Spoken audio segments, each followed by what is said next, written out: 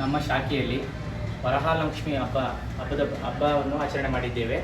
ಜೊತೆಗೆ ಗ್ರಾಹಕರು ಸೇರಿ ಈ ಹಬ್ಬದಲ್ಲಿ ಮಾಡಿದ್ದಾರೆ. ಈ ಹಬ್ಬದಿಂದ ಎಲ್ಲ ಗ್ರಾಹಕರಿಗೂ ವರಮಹಾಲಕ್ಷ್ಮಿ ಹಬ್ಬದ ಶುಭಾಶಯವನ್ನು ಕೋರುತ್ತಿದ್ದೇವೆ. ಗ್ರಾಹಕರು ಎಲ್ಲರ ಮನೆಯಲ್ಲೂ ಲಕ್ಷ್ಮಿ ಸಮೃದ್ಧವಾಗಿ ನೆಲೆಸಲಿ ಅಂತ ಬಯಸಿದ್ದೀರಿ. ನಿಮ್ಮ ಹೆಸರು ಸರ್? ಯೋಗೇಶ್.